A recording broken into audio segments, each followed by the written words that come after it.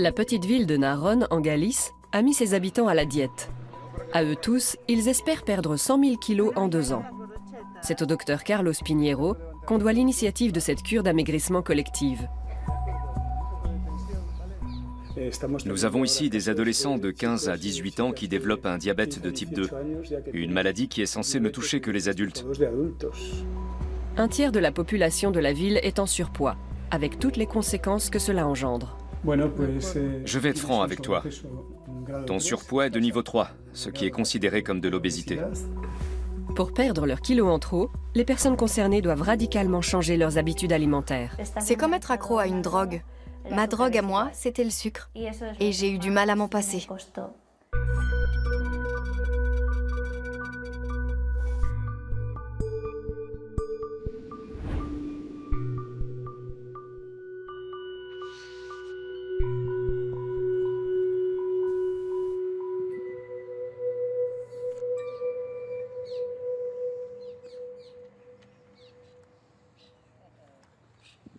Carlos Pinheiro a une mission. Il veut amener les habitants de sa ville natale à mener une vie plus saine. C'est pour cette raison qu'il a lancé la campagne 100 000 arguments de poids pour perdre des kilos.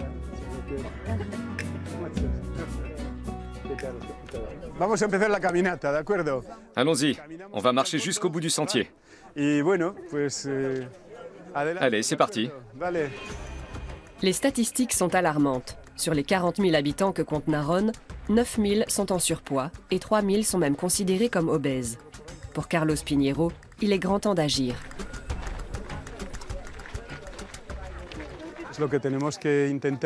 Nous devons essayer d'amener les gens à mieux s'alimenter, mais aussi de parer aux conséquences du sédentarisme. De nos jours, on ne fait plus assez d'exercice. Beaucoup de personnes passent leur journée assises au bureau ou à la maison. Ce sont 2 problèmes que nous observons dans la population de toute la Galice. Tous les matins, Carlos Pinheiro retrouve les courageux participants à sa campagne pour une demi-heure d'exercice physique. Sous son impulsion, des initiatives voient le jour dans tous les quartiers de la ville. On se retrouve entre voisins pour faire de la marche, de la randonnée, de la danse ou de la gymnastique. Tournez dans l'autre direction. Et maintenant, changez de pied. Nous voulons inciter toute la ville à s'activer. Nous y arriverons en formant de petits groupes. C'est difficile de motiver toute une foule. Les gens doivent s'organiser en groupe et faire au moins 2h30 de sport toutes les semaines. La campagne a débuté il y a 1 an et demi. Aujourd'hui, environ 9 000 personnes y participent. Ce type de cure serait bénéfique pour toute la Galice.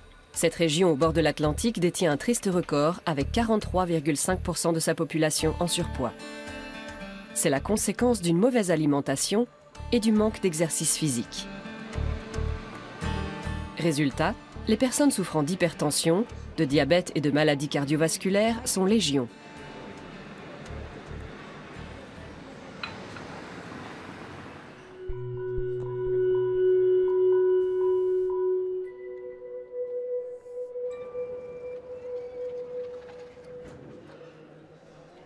Marta Grandal vient en consultation chez Carlos Pinheiro pour la première fois. À 41 ans, elle a longtemps hésité avant de se résoudre à suivre un régime. Quel a été votre poids le plus élevé?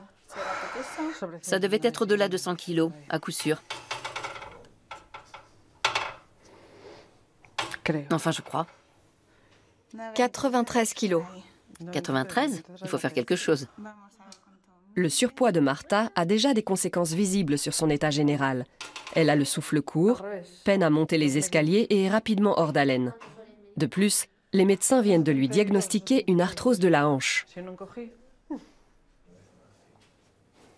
Je suis constamment épuisée et ça me met de mauvaise humeur.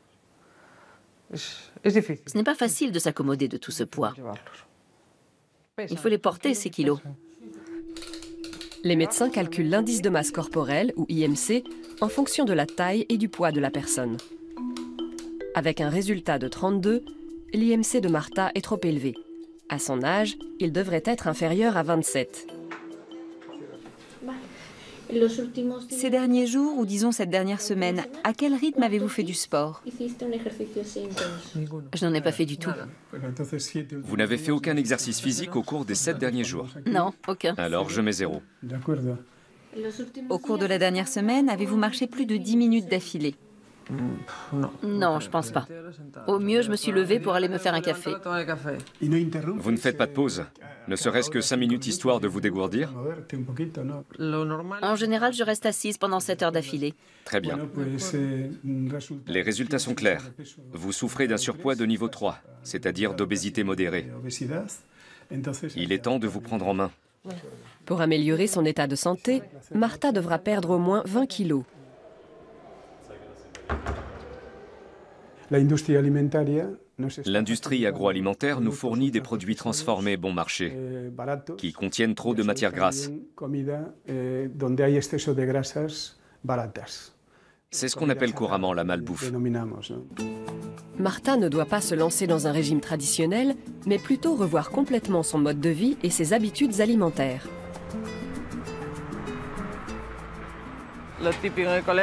À l'école, je me faisais harceler par mes camarades. Tu es trop grosse, tu n'arriveras jamais à rien faire. J'en ai souffert quand j'étais jeune, et ça m'a travaillé.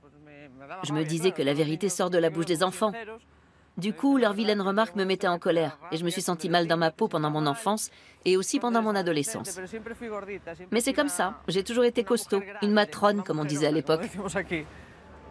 La première étape vers un mode de vie plus sain passe par un rendez-vous chez la nutritionniste Lorena Diaz. Les deux femmes se retrouvent au marché aux poissons. C'est ici que les pêcheurs de Narón vendent le fruit de leur pêche tous les matins. Le rôle de Lorena consiste à donner des astuces aux gens pour réapprendre à cuisiner de manière traditionnelle et donc à manger principalement du poisson et des légumes.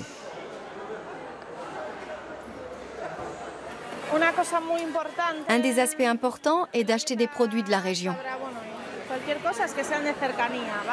C'est pour ça qu'on est au marché. Ce poisson a été pêché au large de Narón. Je vais souvent au supermarché ou chez le poissonnier près de chez moi, si j'y arrive avec mon travail. Mais je ne trouve jamais rien, il n'y a pas de choix.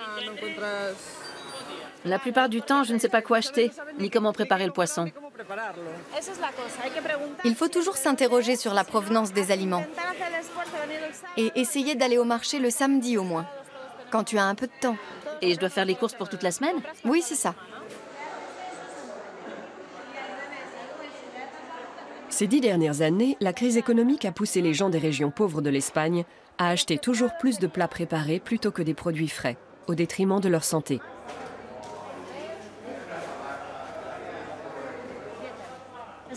Il faut acheter des produits frais directement aux producteurs et pas des produits transformés dont la liste des ingrédients n'en finit pas, mais qu'il faut lire jusqu'au bout pour savoir s'ils sont sains ou non. C'est pour ça qu'on est là. C'est vrai ça. Au supermarché, devant toutes ces étiquettes, je me dis toujours « Mon Dieu, je dois lire tout ça ?» Je n'y comprends rien et ça ne dit rien de l'origine. Bien sûr, il faut essayer de manger moins. Nous vivons dans une région où les gens aiment bien se resservir. Nos grands-mères nous ont toujours dit « Il faut manger si tu veux grandir ». Elle disait toujours « Tu n'as rien mangé ». Marta aimerait changer de mode de vie, mais son mari n'est pas particulièrement motivé. Convaincre mon mari, c'est mission impossible. Il se sent bien et pense qu'il n'a pas de problème. Il refuse de faire un régime et ne voit pas pourquoi il devrait changer ses habitudes.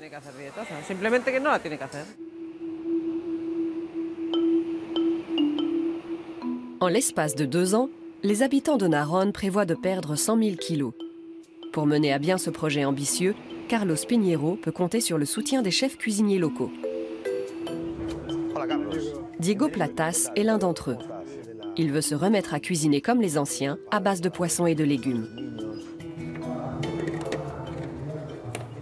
Au lieu de faire frire le poisson dans une mare de beurre, comme on avait l'habitude de le faire, il nous suffit d'une source de chaleur et d'une goutte d'huile. Pour lui donner du goût, nous allons l'assaisonner avec de la poudre d'ail et 2 sortes d'algues. De la laitue de mer et de la spiruline. Autrefois, on mangeait beaucoup de soles meunières ou d'autres poissons cuisinés avec beaucoup de graisse. Mais à l'époque, on menait une vie moins sédentaire. Ce qui est mauvais aujourd'hui, c'est un ensemble de choses. Bien évidemment, Diego a choisi un poisson local, issu de la pêche du jour. C'est un poisson bleu ou blanc que tu nous prépares ici? Celui-ci est blanc. Blanc, d'accord. Le cuisinier fait rôtir le poisson au bec benzène pour donner plus de croustillant à sa peau.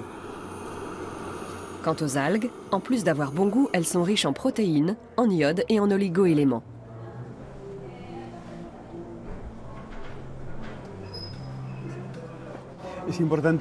Le plus important, c'est de réussir à remplacer le sel par des ingrédients issus de la mer. Nous devons réduire notre consommation de sel en Galice. Nous sommes à 15 grammes par jour au lieu des 5 préconisés. Ce genre de préparation permet de réduire la consommation de sel à 2 grammes. Aux côtés de Diego, plus d'une vingtaine de restaurateurs soutiennent l'initiative. Ensuite, il suffit d'ajouter quelques gouttes d'huile d'olive. Ça ne fait même pas une cuillerée. Regarde.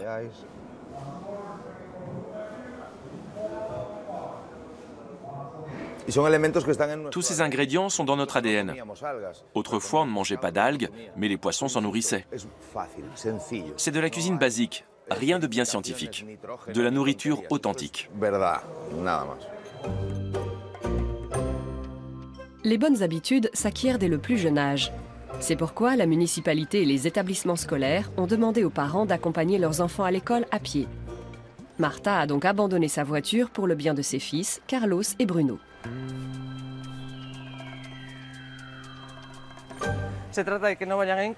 Nous devons éviter d'utiliser la voiture au maximum. Les enfants portent une puce au poignet. Quand ils arrivent à l'école, les données du bracelet sont enregistrées.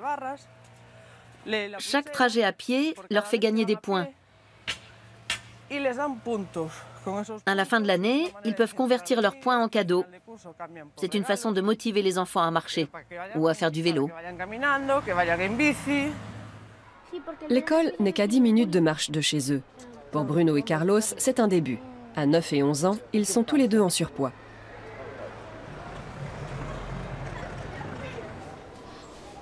Mais il n'est pas facile pour leur mère de faire bouger les choses au quotidien. J'ai du mal à les faire changer. Quand je leur explique, ils comprennent très bien et admettent qu'ils devraient le faire. Mais c'est très difficile de se débarrasser de ces mauvaises habitudes. Les écoles de Naronne ont changé leur menu. Désormais, les élèves sont invités à manger des fruits frais tous les jours pendant les pauses, mais aussi en cours. José Nel, le directeur, supervise la distribution. Il y en a pour tout le monde? Oui, tout est prêt. Mais nous avons dû ajouter les pommes qui étaient au frigo. Chaque classe en reçoit 15, comme tu nous l'as demandé. Avec 20 par classe, on s'en sort pas. Ok. Les pommes du frigo étaient prévues pour demain, mais on n'a pas le choix. Nous voulons faire manger plus de fruits à nos élèves. Pour certains, c'est difficile, parce qu'ils n'en mangent jamais à la maison et n'en reçoivent qu'à l'école. C'est pareil pour le lait. À la maison, il est mélangé à du cacao. Ici, on leur donne du lait pur ou un yaourt.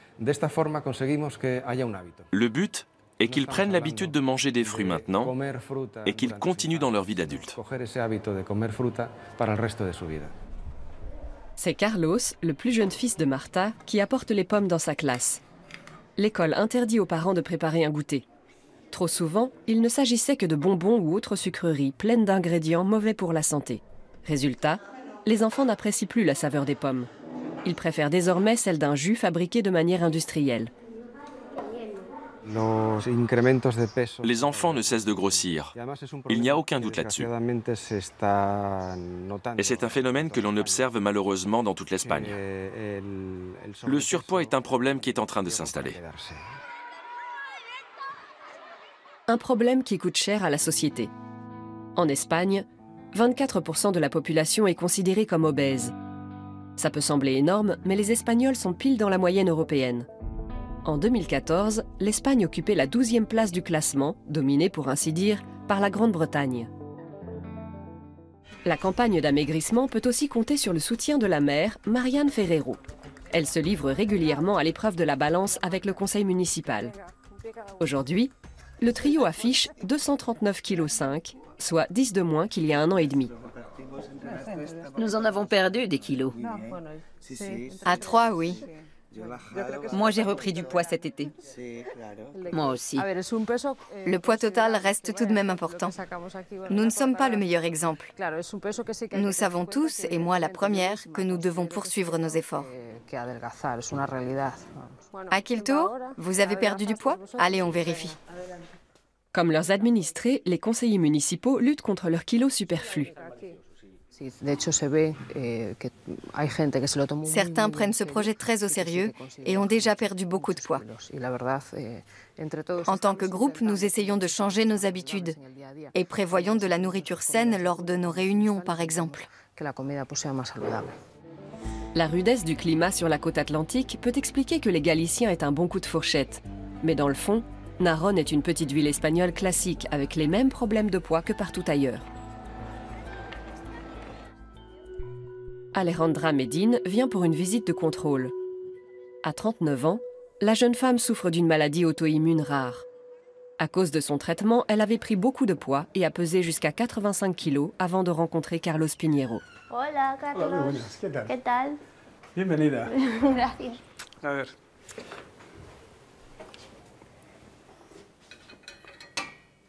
Sigues con la actividad, ¿no? Physiquement, je me porte bien mieux. Je suis beaucoup moins engourdie depuis que j'ai perdu tous ces kilos. Ça m'aide aussi à mieux supporter la douleur liée à ma maladie. Au total, tu as perdu combien de kilos? 20. 20 kilos en moins. En combien de temps? 1 an et demi. C'est fantastique. Depuis qu'elle a perdu du poids, l'état général d'Alejandra s'est considérablement amélioré. La tension est parfaite. 11,7. Très bien. Je dis toujours à mes patients qu'en perdant du poids, ils seront moins sujets aux problèmes de l'appareil locomoteur, à l'arthrose liée à la surcharge pondérale et aux troubles du métabolisme. Nous avons ici, comme partout ailleurs dans le monde, des adolescents de 15 à 18 ans qui développent un diabète de type 2, une maladie qui est censée ne toucher que les adultes et qui est directement liée au surpoids. Carlos enregistre les résultats de la consultation sur une base de données créée spécialement pour sa campagne et alimentée par 20 autres médecins. Ensemble, ils analysent ces résultats tous les 3 mois. Une telle campagne n'est envisageable que grâce à l'aide des services de santé nationaux qui sont gratuits. Les patients ont un dossier médical unique qu'ils consultent dans les hôpitaux ou dans les dispensaires. Toutes les données sont regroupées, de sorte que nous pouvons retrouver toutes les informations utiles enregistrées sur la base de données par les différents spécialistes consultés. La campagne a débuté en juin 2018. Après 14 mois, les participants avaient perdu un total de 65 000 kilos, comme le prévoyait le calendrier. Plus que 35 000 kilos à perdre en 10 mois. Alejandra enregistre ses progrès toutes les semaines depuis 1 an et demi et poste les photos sur Instagram et sur Facebook. C'est un vrai succès. Plus de 600 followers suivent désormais son expérience. Les débuts ont pourtant été laborieux. Durant les 2 premiers mois, elle n'avait presque pas perdu de poids. Ensuite, elle a perdu 2 kilos par mois jusqu'à atteindre son poids idéal de 65 kilos. Les photos m'ont aidé à me prouver que je pouvais y arriver. Maintenant, elles aident d'autres personnes. J'ai beaucoup de followers qui me demandent quel régime je suis. Je leur réponds que ce n'est pas un régime. En fait, j'ai changé à la fois de mode de vie, de mentalité et d'alimentation. Alejandra a totalement changé sa façon de s'alimenter. Elle ne cuisine plus que des produits frais qu'elle achète au marché. Elle n'utilise pas d'exhausteur de goût, pas de sucre et le moins de sel possible. La jeune femme prend aussi plus de temps pour préparer les repas dans le calme.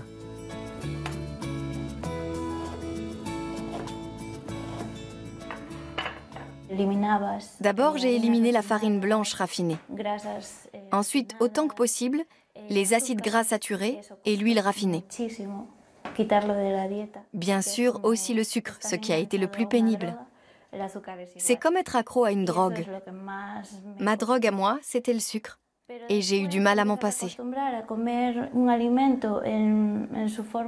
Et puis, peu à peu, on s'habitue à manger des légumes sous leur forme naturelle sans les transformer. Et les papilles redécouvrent ces saveurs authentiques. Miguel, son époux, n'a pas vraiment eu le choix. Dès le début, il a été embarqué dans le projet.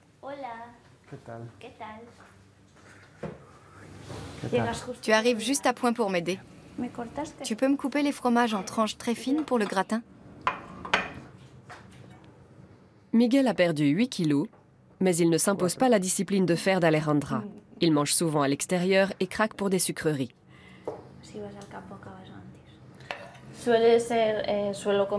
Je mange sainement 90% du temps. Les 10% restants correspondent aux fêtes de famille ou aux vacances.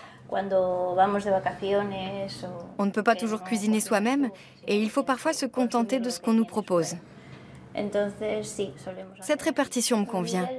Pour Miguel, le ratio est différent. Il n'atteint pas les 90%. Au mieux, je dois atteindre les 50%. Le secret ne serait donc pas de manger moins, mais plutôt de manger mieux. Marta a un premier rendez-vous dans un club de fitness. Agustín Fernandez, son coach, lui présente les machines. Nous allons commencer ici. Fais attention en montant. Super, c'est très bien. Est-ce que tu as des problèmes de santé? J'ai une scoliose et d'autres problèmes de dos. Et les médecins m'ont diagnostiqué de l'arthrose dans la hanche. L'arthrose de la hanche, ça complique un peu les choses. Mais ne t'inquiète pas, je vais te concocter un programme sur mesure. Marta n'a jamais fait de sport de sa vie. Après seulement 5 minutes de vélo elliptique, elle est à bout de souffle. Elle paye aujourd'hui pour tout le stress accumulé au quotidien entre ses obligations professionnelles et sa vie de famille. Je n'ai jamais réussi à faire du sport. Le matin, j'emmène les enfants à l'école avant d'aller travailler. Ensuite, je vais les chercher et je rentre avec eux pour les faire déjeuner. Puis je retourne au travail. J'ai un job à plein temps. Je travaille le matin et l'après-midi. Et quand je rentre le soir, je prépare le dîner. Après ça, je couche les enfants et je file dormir pour pouvoir remettre ça le lendemain. Bref, j'avais absolument pas le temps de faire du sport. Comment ça va, Marta? Je suis crevée. Tu as fait 10 ou 15 minutes? Je sais pas. Vas-y doucement, c'est normal au début. Agustín doit prendre davantage de précautions avec Marta. Elle risque de se blesser. Comme les progrès mettent du temps à être visibles, les nouveaux ont tendance à abandonner très vite.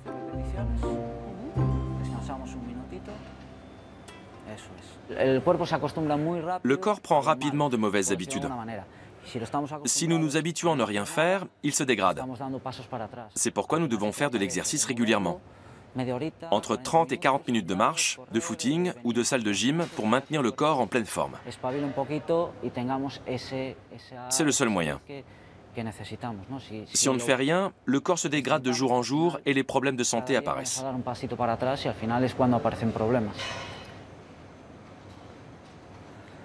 Pendant des années, Marta a négligé sa santé, s'est mal alimentée et n'a pas fait d'exercice.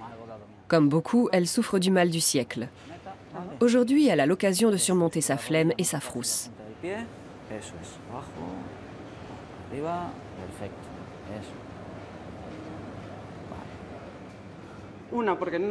On n'ose pas pousser la porte d'une salle de gym parce qu'on ne sait pas comment ça fonctionne. Ni même si on est capable de faire les exercices.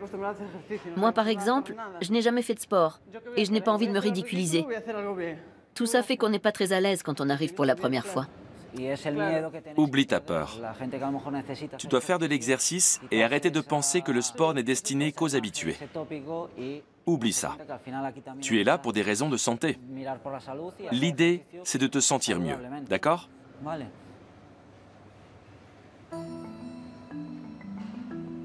Marta est fermement décidée à tenir bon jusqu'au bout. Rien n'empêche de changer radicalement de mode de vie. Carlos Piñeiro le voit bien chez ses patients. Aujourd'hui, il rend visite à María Luisa et Manuel. Les pommes sont particulièrement savoureuses cette année. Je vais en mettre dans la salade de fruits. La campagne qui a pour but de perdre 100 000 kilos rassemble aussi des retraités. Manuel a perdu 6 kilos, María Luisa 8. Leur jardin leur fournit des fruits et des légumes frais et surtout excellents pour leur santé. Pour leur médecin, c'est le schéma idéal.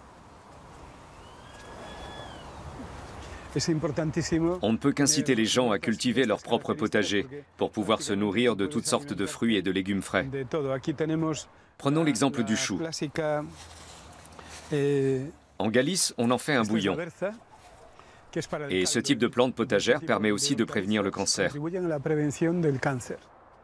Ici, chaque mètre carré de terrain est cultivé. C'est du travail tout ça. Ça va, je m'en sors. C'est la tomate noire classique? On ne la trouve qu'à Narón. La période de l'après-guerre a marqué les Espagnols. Sous la dictature de Franco, les campagnes étaient pauvres et l'approvisionnement précaire. Dans les familles, il était parfois difficile de rassasier tout le monde. Alors demander aujourd'hui aux gens de se priver de nourriture relève du sacrilège. Pas question pour eux de suivre Carlos sur cette voie. À l'époque, l'embonpoint, voire l'obésité, étaient des signes de richesse. Aujourd'hui encore, certains refusent de changer leurs habitudes. Ils disent ne pas vouloir se priver d'une nourriture bien riche. Du coup, ils se nourrissent de produits transformés et de viande très grasse. Bien que septuagénaires, Maria Luisa et Manuel sont en parfaite santé. Vas-y, vas-y, tu es chargé. On essaie de maintenir un mode de vie très sain. Quand je ne fais pas d'exercice pendant une semaine, je sens la différence. Vous êtes un modèle pour tous ceux qui veulent rester en bonne forme, malgré l'âge. Nous ne sommes pas les seuls. Mais il y a aussi des gens qui nous reprochent d'être esclaves de toutes ces activités. Ça m'est égal. Nous savons aussi nous reposer quand nous en avons besoin. C'est fantastique. C'est parfait comme ça. Une fois par semaine, Maria Luisa invite toute sa famille à dîner et elle ne sert que ce qu'elle tire de son potager, ou presque. Elle aimerait convaincre ses fils et leurs familles de participer à la campagne de Carlos Piñero. C'est donc ça, le régime potager. Bien gérer son poids s'apprend dès le plus jeune âge. À Narón, les écoles proposent plus de cours de gym que la moyenne. Et ce n'est pas un luxe. José Nel, le directeur, voit bien qu'un enfant sur 5 est en surpoids. Il faut raisonner sur le long terme.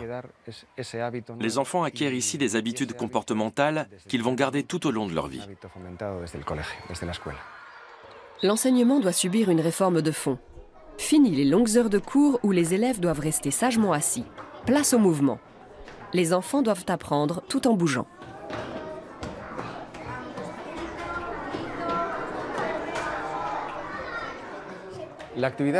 Les enfants doivent commencer à faire de l'exercice dès le moment où ils se lèvent le matin. Pour se rendre à l'école, ils peuvent marcher ou faire du vélo.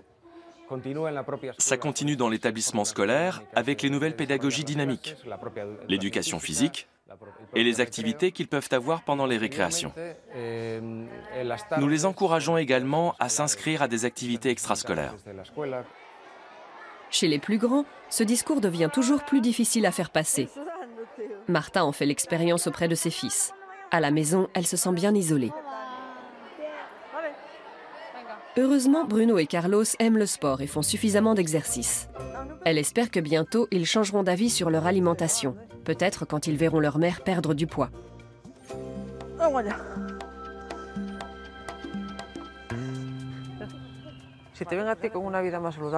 Si je change de mode de vie et que je me nourris autrement, ils me suivront et mèneront eux aussi une vie plus saine. Je préfère qu'ils aient un modèle sain, plutôt qu'ils me voient affalée dans le canapé pendant 12 heures d'affilée à manger du chocolat et des chips.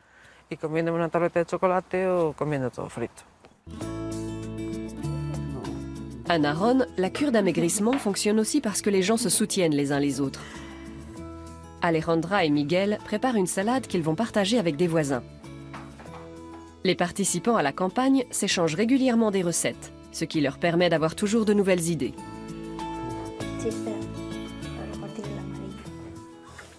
Il manque quelque chose? J'ai pas l'impression. Ce n'est qu'un échantillon. L'assiette que je prévois de présenter sera beaucoup plus grande. Bien évidemment, il reste toujours quelques réfractaires pour se moquer de la cure d'amaigrissement. On nous fait toujours la même blague. T'as plus rien à manger chez toi? Mais en fait, c'est tout le contraire. Où on ouvre le frigo? Et il est loin d'être vide. Il faut toujours réexpliquer qu'on mange juste autrement. On ne se prive pas, on ne se laisse jamais mourir de faim. Non. Les gens s'imaginent qu'ils vont vivre la faim au ventre, qu'ils auront des fringales pas possibles et qu'ils dévaliseront leur frigo d'un coup. Mais non, on mange régulièrement et on n'a jamais faim. Aujourd'hui, 2 groupes de voisins se retrouvent autour d'un pique-nique. Chaque groupe apporte un plat de fruits ou de légumes, sains et colorés de préférence. La campagne mise sur des actions collectives plutôt que sur un amaigrissement solitaire.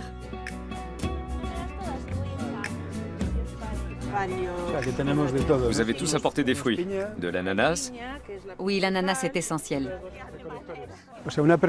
C'est difficile de se motiver quand on est isolé. Faire ça à plusieurs stimule l'esprit de compétition, en créant une dynamique de groupe. Chaque équipe évalue l'assiette de l'autre en lui donnant une note de 1 à 10. Allons par là. Tu peux m'aider à tout rassembler sur l'autre table? Je vais annoncer les résultats. Alors voilà, 10 points ont été attribués à cette assiette de fruits colorés. 10 autres points à cette salade. Les 2 groupes sont donc ex aequo. Félicitations. Mon rêve est de réussir à continuer sur cette lancée et que tout ça ne s'arrête pas brutalement. Je voudrais qu'on mène tous une vie plus saine et de préférence en s'aidant les uns les autres. Mon rêve, le seul, le plus simple et le plus modeste, serait que nous servions de modèle pour que partout ailleurs dans le monde, on puisse réduire l'obésité chez les enfants et plus généralement, vaincre le fléau du surpoids. Pour le moment, Narón a pris un tour d'avance et est sur le point de devenir la ville la plus en forme d'Espagne.